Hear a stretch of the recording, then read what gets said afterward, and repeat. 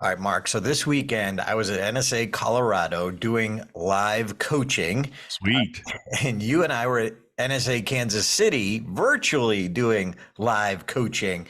And of Yep. course, some ideas bubble up for the podcast. And one of them was holograms.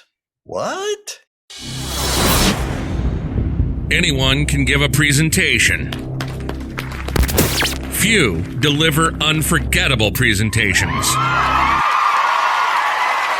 What's the difference? You're about to find out. Welcome to the Unforgettable Presentations Podcasts with your hosts, world champion speakers and coaches Mark Brown. Your life tells a story, and there's someone out there who needs to hear it. And Darren LaCroix. Stage time, stage time, stage time. Ready for some powerful presentation ahas? Let's dive right in.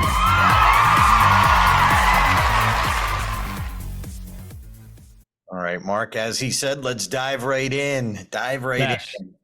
If you don't know what a hologram is, you are in the right place. You need to get this. And once you understand it, it will be simple. It will be helpful. This is one of those, until someone points it out, you just don't know. You just don't know. I love working with speakers live on stage and showing this. And Mark, what's your initial thoughts on holograms?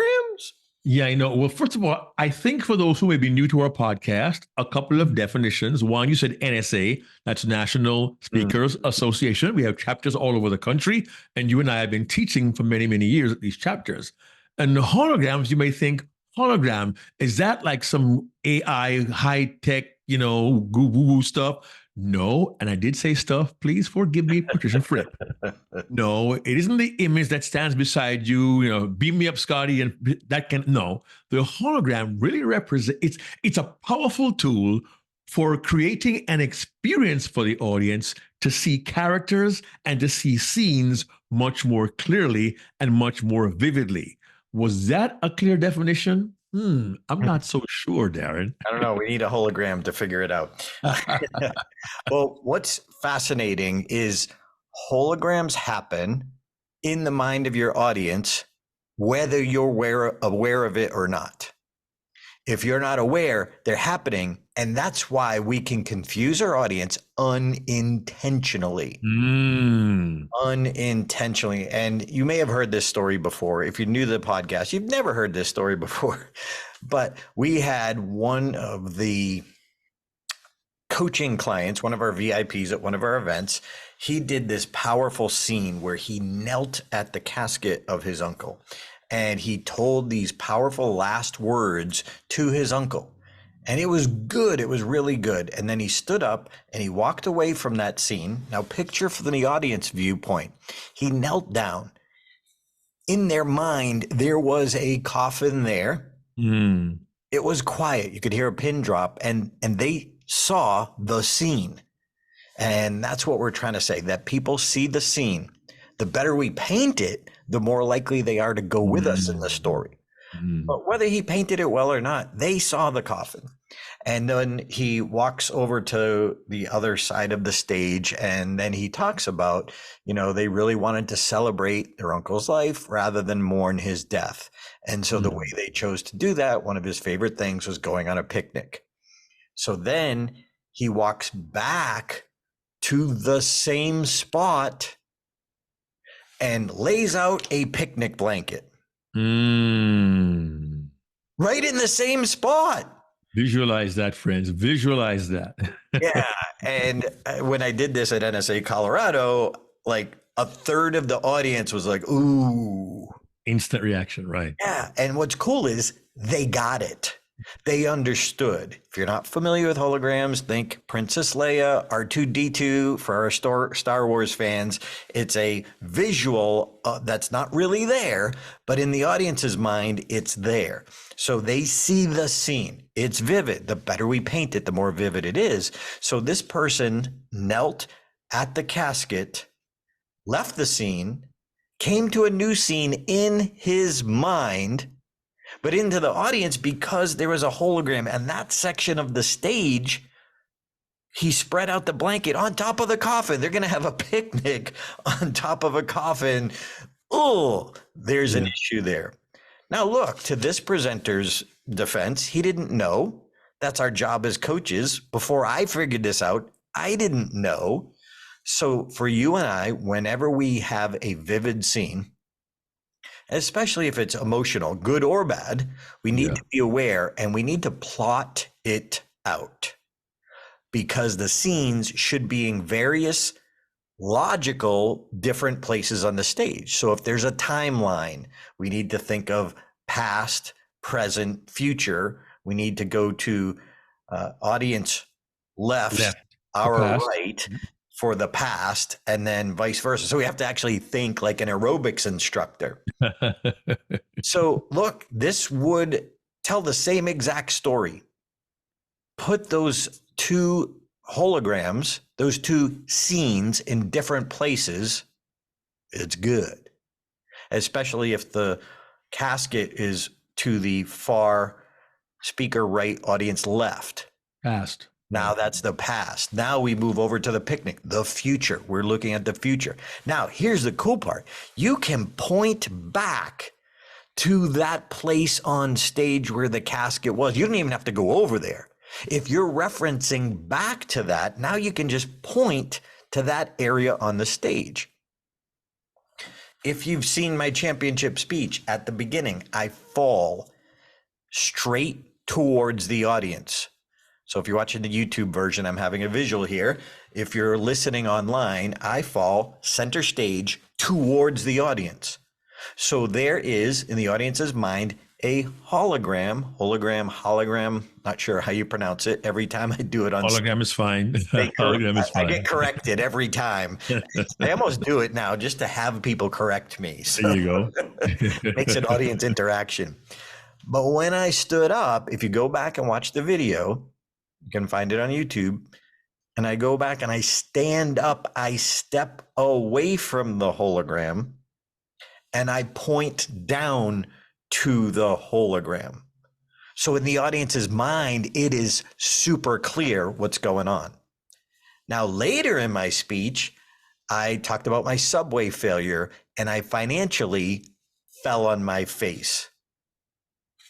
Okay, I financially fell on my face. So even though I'm a different part of the stage, I point back to that metaphor, that illustration of that hologram of me lying down because I have fell on my face there.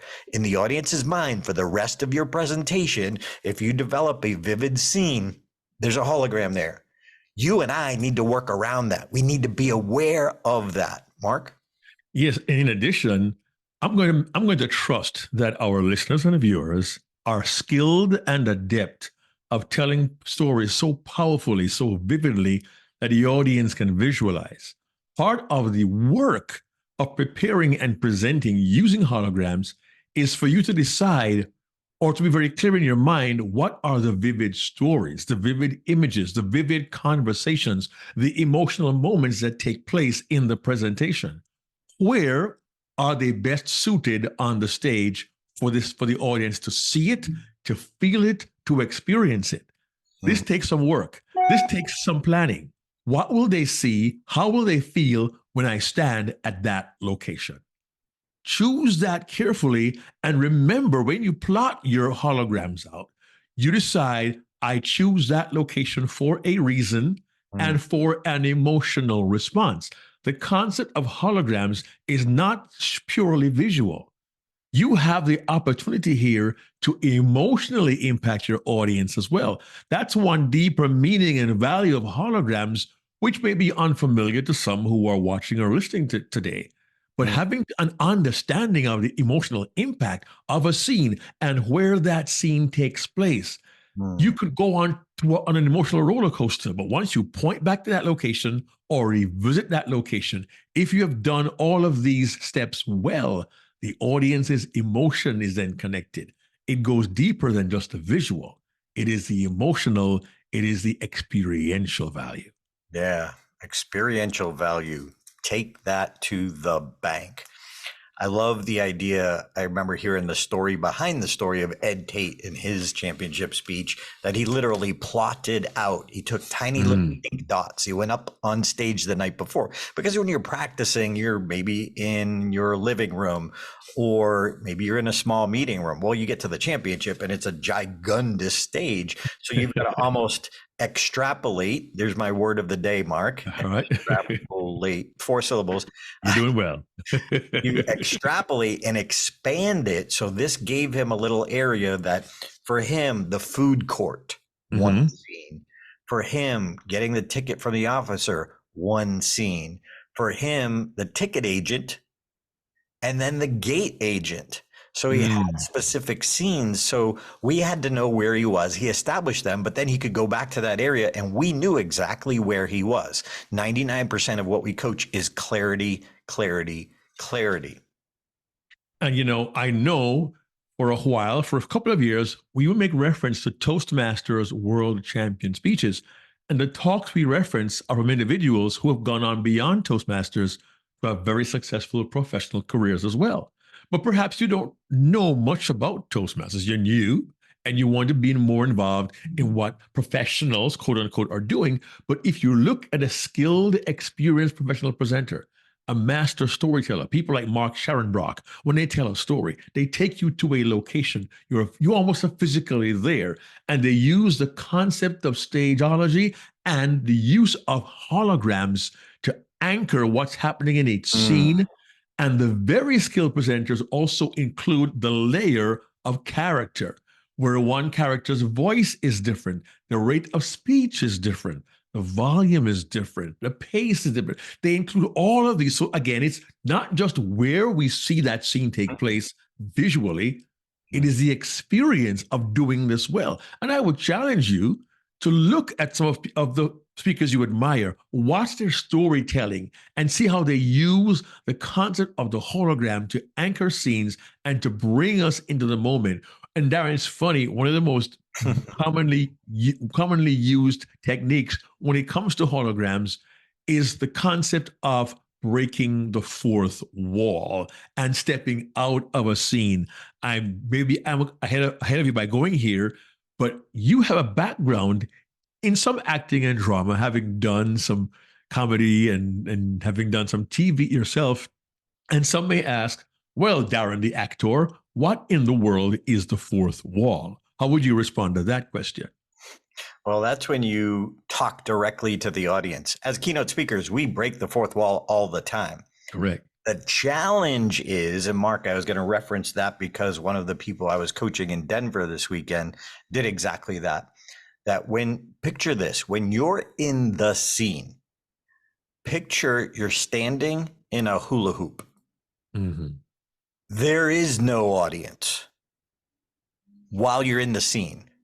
The only other people in the scene are the characters in the scene. So we're talking to them. Maybe we're looking a little up and then the other character looks down, but the scene is contained. The challenge is if we look to the audience and said, he said, we need to step out of the hula hoop to be the narrator, quote unquote, the speaker. So we can't acknowledge the audience while we're in the hula hoop. It confuses people. We're trained as listeners because of theater, because of what we see on TV, that there's a difference between you in a scene, standing in the hula hoop, and you out of the scene, narrating, giving us some backstory if it's essential.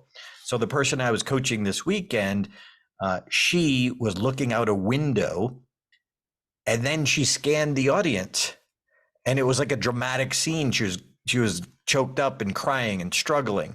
Well, you're not going to be looking out a window and looking at the audience. You would be looking out a window at a specific direction. And then we got to also remember, while we're in the hula hoop, dialogue. Internal dialogue or dialogue to another character. We don't say, and so I looked out at the trees and that's what I saw. We would say instead, whoa, look at those trees, those mountains. That looks like a picture. Wow. as opposed to narrator. I looked out and I saw the trees, and it looked just like a picture postcard. There's a huge difference, even though it seems subtle. Clarity, clarity, clarity. The cool part of this, Mark, the thing I like about stageology, do you remember what episode that was if they want to go check that one out? I will let you know in a jiffy. Yeah. So the subtlety of the difference is the clarity to the audience. The they know- subtlety of the difference is the clarity to the audience. I might write that down. Yeah, because you got to capture my brilliance. It only happens by accident once in a while. So going back, if you're watching the YouTube version, if you're watching or listening to the audio version, you'll have to just trust me on this. The past is the audience left. Speaker's right. Stage right. Speaker's right. So it's called stage right. That's from you on stage, your perspective. House left. That is the past. So when I tell my Stitches story, going on to stage the first time, going to talk to Chris McGuire, the first comedian I ever met, and I asked him for advice. Well, that is the past. So I go to that side of the stage to set that up. Now, forever, that corner, that spot, or I shouldn't say forever, for the rest of my presentation, Right. that's the hot spot of the past. So I could say later on, and point to that direction. I'm so glad I made that decision. And I could be pointing to that, and the audience will know exactly what I mean. The future, stage left, the presenter's left, house right, the audience is right.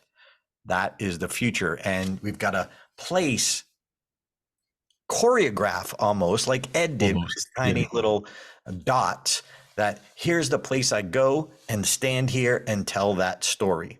And you can step out of the hula hoop in that general area to be the speaker. But remember, when we're in a hula hoop, we don't make eye contact with the audience. And of course, Mark, there's always an exception. So one exception is when I use an audience member as another character in the story. So now they're a character. I'm looking at them to say, or whatever the situation might be. So that's, I don't want to confuse people though, but if I can help you understand that when you're saying lines of dialogue or internal dialogue, meaning you're thinking out loud so we can hear you, your eyes are locked on the other character or what you're looking at. So Mark, one of my favorite moments ever in one of our workshops, I don't know if you remember this. This was, 6-7 years ago, where the gentleman that we were coaching, won't use any names, but the gentleman we were coaching, he's looking around the stage, and he was just all over the map with his stories, with his let's say plot line, and you grabbed his hand. You started walking around the outside of the stage, and he's like, "What's going on? Where are we going?" We said, exactly. Stop. We don't know where you're going. All right. It wasn't really a hologram thing, but that came up. I still remember that. It's kind of funny. But when you said it isn't really a hologram concept, you did make a very good point about holograms, though, Darren, when you talked about the importance of valid eye contact. Valid eye contact, because when you are having a conversation with a character, you should not be looking at the audience, and having the character and the scene anchored in to a specific location on the platform can actually help you to relive the scene. There is one word of caution I want to offer. Some may say, wait, guys, you mentioned Darren being an actor and reliving all these scenes. Are you asking me to act out the scene? Not specifically. We ask that you relive the scene you were in, recall the memory, recall the emotion, recall what was said and how it was said, recall the responses and the reactions, relive the scene. And the more you relive the scene, the more vivid the hologram becomes, because now we, your audience, are witnessing up close and personal what happened on that day. We're witnessing what someone wishes would have happened on that day. We also witness What happens when the thought process begins to churn in your mind? Am I really going to do this? I don't know. And we see the place where the conflict occurs. And here's the cool part. You can use holograms wisely to set locations on stage that signify key moments in your presentation, key emotional shifts, when minds are changed, when a character undergoes a transformation. That is the place it happened. That's when it happened. That's how it happened. And the audience remembers it. Holograms are far more than simply anchoring a physical scene. There's more depth to it when you dive more deeply into the power and the value of holograms. That's the emotional side too. Yeah, I also think of the depth of the stage. Yes. Sometimes when I tell my Gary story, one of my other buddies who's a comedian, and he and I were co-presenting. Well, I was in fear. I was scared to death. It was like our first professional presentation. Well, it was a Toastmaster conference, but it was a breakout session, the first 45-minute presentation versus 5 minutes. And I was freaking out. Well, I placed myself in the back of the stage, off to the side, showing fear. So I'm distancing myself from the audience. Now, I don't want to get too much into play and theater, but there's an element of it in what we do. We also are talking about timeline. Well, consider this too. You could just divide the stage in half. The right side of the stage, from your perspective, could just be the wrong way, the way you used to do things before you were enlightened. So you would tell those stories from that side of the stage.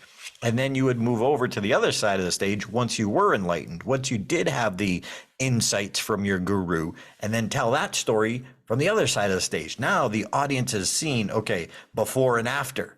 It's another way to do that. So you would pick let's say another spot on that same side of the stage based on, if you're talking about once you're enlightened or once you learn the lesson, that maybe you pass it on to someone else and they learn the lesson.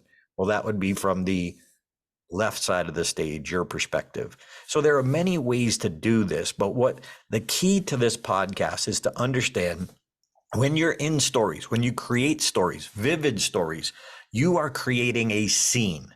You must be aware that you've got to be careful now. What does that scene picture signify?